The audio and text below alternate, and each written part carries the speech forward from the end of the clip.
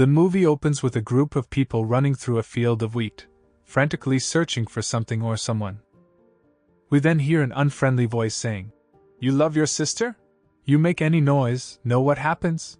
The movie then proceeds with an old man in a retirement center named Paul Edgecomb, waking up from an unpleasant dream. He takes 2 pieces of dry toast from an orderly, who mentions Paul's habit of taking long walks outside the ground. The orderly is worried about Paul, but allows him to continue with his daily routine. Paul and several other residents are watching TV when an old movie with Fred Astaire dancing to the song, "Heaven," is on. Paul sees it, and is suddenly overcome by emotion, so he walks away, followed by his friend Elaine. Elaine realizes that the movie has awakened some powerful memories in Paul, and asks about it. Paul tells Elaine his story. He was a prison guard during the Depression, in charge of death row, informally called the Green Mile, because of its green tile floor. Paul's most powerful memory of this time took place in 1935. The story then flashes back to the 1930s at the Louisiana State Prison, where a young Paul Edgecomb suffers from a urinary infection. Some of the other guards, Brutus Howell, Dean Stanton, Harry Terwilliger and Percy Wetmore, bring in a new inmate. Percy makes quite a spectacle out of the arrival, repeatedly yelling, "Dead man walking!" through the complex, to the annoyance of the other guards. The convict's name is John Coffey. He is a gigantic muscular man, but when Paul talks to John, they find that he has the mindset of a small child, very gentle and apparently scared of the dark. After John has been placed inside his cell, he mysteriously states that he tried to take it back, but it was too late. Paul confronts Percy with his constantly rousing behavior, but when Percy shows nothing but disrespect for authority, Paul sends him off the mile to attend work elsewhere. Percy is not happy about this, and in frustration, he lashes out at another inmate named Edouard Del Delacroix, breaking Del's fingers. Paul is given a copy of John Coffey's records, and finds that he was sent to death row after being convicted for the murder of 2 small girls. After the 2 girls went missing, a posse went looking for them, finding John sitting in an open field, crying uncontrollably while holding the dead girls in his arms. As he was arrested, John stated that he tried to take it back, but it was too late. Later on, Paul is outside when he is met by Warden Hal Moores. Hal gives Paul the execution papers for an inmate named Arlen Bitterbuck, and has a conversation with him about Percy. It's revealed that Percy is the nephew of the governor's wife, and his powerful political connections are what got him hired, and keep him in the job, because Percy is apparently stupid and mean, according to the other guards. Paul finds out that they have already received a complaint about Percy being removed from the Green Mile, even though he broke an inmate's fingers.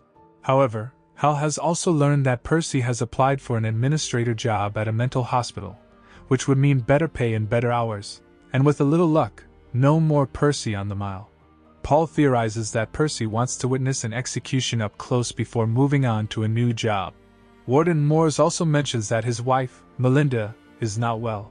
She suffers from bad headaches, and is scheduled for an X-ray in order to find the source of the problem. That night, Paul talks about John Coffey and his concerns for Melinda with his wife Jan.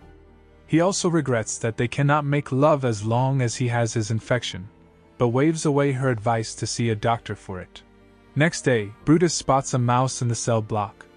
They watch it run into a small room in the corner, which turns out to be a padded room for dangerous inmates, but is currently used for storage. The guards check everything in the room but do not find the mouse. A few hours later, Percy arrives, spots the mouse, and goes into a fury trying to kill it. The mouse goes back into the padded room, and Percy intends to go in. The other guards purposely don't tell him that they already tried that, and watch in amusement as Percy unpacks the entire room again, all in vain. Afterwards, Paul complains Percy for scaring the inmates in his pursuit of the mouse. Percy doesn't care, thinking the inmates are detestable. Paul feels differently, believing that the inmates are under enough stress since they are waiting to die. If put under more strain, they could snap and cause serious problems. After more of Percy's impertinence, Brutus grabs him, but Percy threatens to use his connections as nephew to the governor's wife to get the others fired if they hurt him.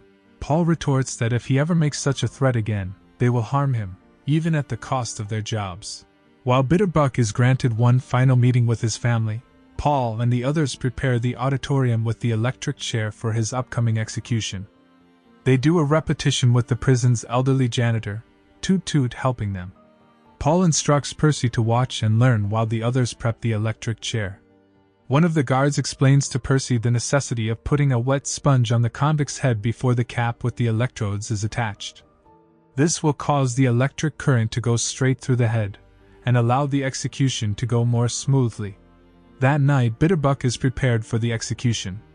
In his final talk with Paul, he recalls his most pleasant memory, and asks Paul if he believes that if a man repents for his crimes, that he will go back to the time that he was most happy.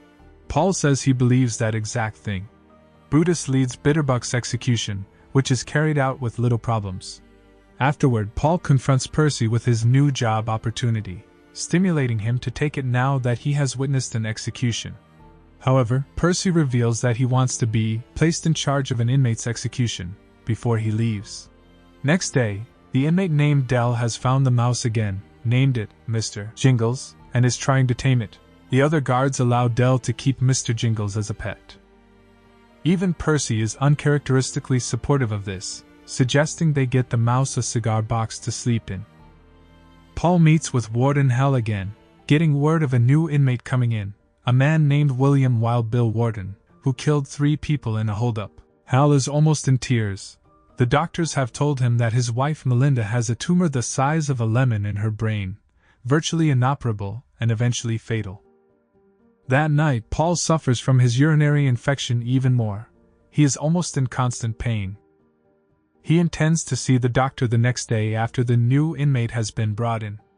Percy and Harry go to retrieve Wharton from the mental hospital, where he is in an apparent trance, probably from medication. As soon as Wharton enters the mile, he springs to life, clearly having faked his drug-induced stupor. He surprise attacks the guards and incapacitates Paul by kneeing him in the abdomen. Dean is nearly strangled, and Percy is nailed to the floor in shock, unable to intervene despite Paul's cries for help. Finally, Brutus comes in and takes Wharton out. Paul urges the others to go and report what has happened, and stop by the medical facility, while he will hold the mile. As soon as the others have left, he collapses in pain. John Coffey then asks to speak with Paul. With great effort, Paul approaches John's cell, but John grabs Paul and puts his hand over Paul's abdomen. John holds on for several seconds, until the lights flare brightly. John then lets go, coughing and gasping until he releases a cloud of gnat-like spores from his mouth that disappear in the air. Paul asks what happened, but John can only say, "I helped." He becomes tired and goes to sleep. Later, when Paul visits the washroom, he feels no pain at all. John Coffey's act has healed his infection. Paul comes home and feels completely reborn, making love to his wife almost all night. The next day, Paul presents John with a loaf of cornbread baked by his wife, as a thanks for Coffey's help. Coffey shares the cornbread with Dell and Mr. Jingles. Dell's execution is coming nearer, and the guards are having a talk with him about it. Dell's main concern is what will happen to Mr. Jingles. Brutus suggests sending him off to a magical place called Mouseville in Florida. But first, they feel that Dell should do a show with Mr. Jingles for the prison staff. The repetition for Edouard Delacroix's execution takes place the next day, as Dell performs his show with Mr. Jingles. Paul has decided to put Percy in charge, in the hope that he will finally leave the prison immediately afterward. Dell's show is a big success and Percy's repetition went well too, so both men seem to be on good terms for a change. However, in a momentary lapse of concentration, Percy walks too close to the cells and is grabbed through the bars by Wharton. Wharton threats Percy for a while before letting him go. Ashamed, he threatens the guards to never mention this to anyone. Paul states that what happens on the mile stays on the mile. They will not say anything about what happened. Later on, Mr. Jingles runs across the room between cells. Percy walks up and stomps on the mouse, leaving Dell screaming in agony. John Coffey asks for the mouse, so Paul picks it up and hands it to John. The other guards watch in shock and possibly horror as light shines from John's hands. John coughs, releases another cloud of spores, and Mr. Jingles runs across the room, as good as new. Percy, seeing that the mouse is uninjured, is furious, thinking the guards have set out to make a fool out of him. Paul confronts Percy and gives him an ultimatum: Percy will transfer out immediately after Delacroix's execution, or the others will go public about Percy's record of abuse of the prisoners and his inadequate behavior on the mob. Percy agrees. The night of Del's execution has arrived. Just before he walks the mile to the electric chair, Del gives Mr. Jingles to Paul, knowing that he will be taken care of. When Paul points out that he cannot have a mouse sitting on his shoulder during an execution, John Coffey volunteers to take care of Mr. Jingles. Del is placed on the chair in front of the audience as Percy starts the ceremony. As his last lines, an emotional Del asks for forgiveness for his crimes, and asks Paul not to forget about Mouseville. Percy proceeds by hooking Del up to the electrodes.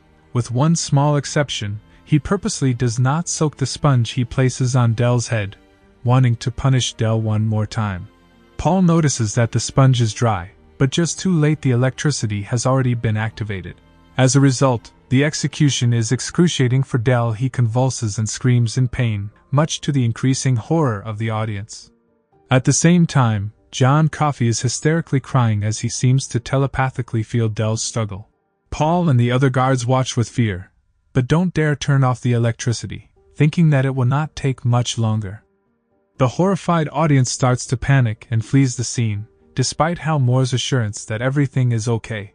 Paul notices that Percy is averting his eyes, but forces him to watch until Del finally dies. Brutus orders him to put out the fire with an extinguisher. Afterwards, Percy claims he didn't know that the sponge needed to be wet, upon which Brutus violently punches him. Paul holds Brutus, saying what's done is done, and Percy isn't worth fighting over. Hal comes in and angrily demands to know what went wrong. Paul blames Percy's inexperience for the disastrous execution, but adds that Percy was about to accept his new job at the mental institution anyway, cleverly forcing him to honor their agreement. Paul and his wife go to visit Hal and Melinda the next day. Melinda seems pretty well, but Hal reveals that she is rapidly falling apart. She is losing her memory and experiencing severe behavioral changes, including uncontrollable cursing. Paul decides to invite the other guards to dinner later and discusses John Coffey's acts of healing both him and Mr. Jingles. Paul states that he can no longer watch what is happening to Melinda, so he wants to sneak John Coffey out to try and heal her. The others are very skeptical, pointing out that Coffey is a convicted murderer, and it would be disastrous if they would be discovered, or if he escapes. Paul puts forth his belief that Coffey is innocent. He does not see God putting a gift like that in the hands of a man who would kill a child. The other guards agree to help, thinking it is worth the risk. The next day, they carry out the plan. Paul brings some drinks, and offers one that is drugged to Wharton, which puts him to sleep. The others then gag Percy, put him in the straitjacket, and place him in the padded room for a few hours, supposedly as retribution for what he did to Edouard Delacroix, but in reality so that he will not see them leaving. They open up John Coffey's cell, and he is excited at the prospect of going for a ride outside and help Melinda. However, on their way out, Wharton, not entirely out cold yet, grabs Coffey's arm.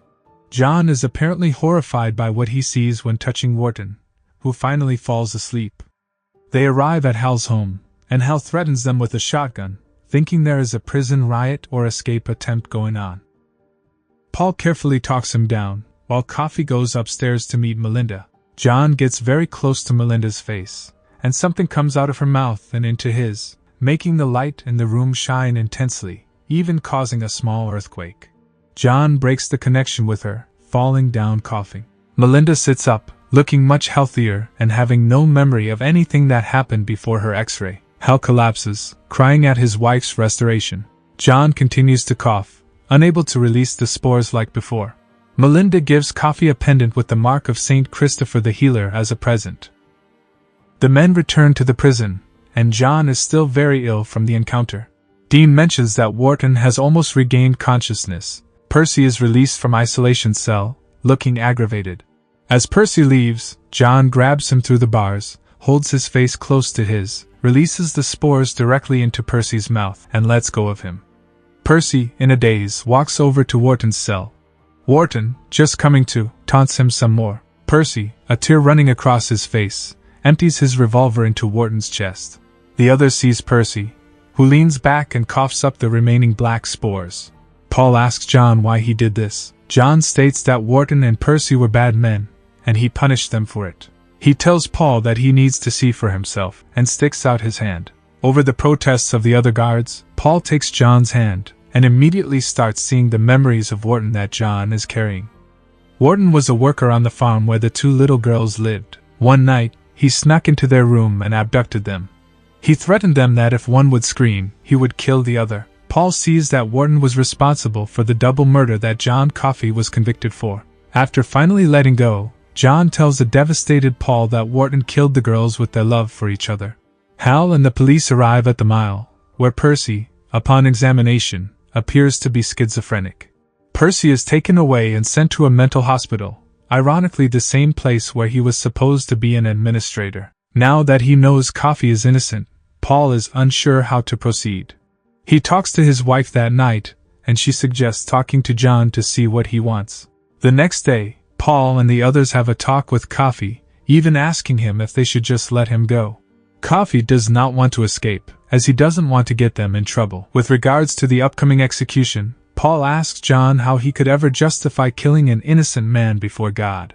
John tells him not to worry. He reveals that in addition to healing, he can also feel the pain of all others around him. He does not wish to continue with such pain and darkness in the world, so the execution would be an act of kindness, even for a crime he did not commit. Paul offers John a last request. Coffey states that he has always wanted to see a flicker show, a motion picture. They bring in a movie projector with the film, Top Hat, the same movie that the elderly Paul was watching at the beginning of the movie, which is what triggered Paul's memories. Particularly when Fred Astaire is dancing to heaven. John watches in awe, saying, "They like angels." The day of John's execution finally arrives. Paul has to take John's pendant, but promises to return it to him after his death. The guards take John to the auditorium, where John senses immense hostility from the audience, which prominently features the dead girl's parents who loudly jeer at him. Brutus tells John to focus on the feelings of the guards, who have nothing but sympathy for him. John is strapped to the chair as the guards watch on in tears. As per John's tearful request, Paul does not put a hood over his face, as he is still scared in the dark. Before giving the order to activate the electricity, Paul steps up and shakes John's hand. Again, he hears John's voice saying he killed them with their love.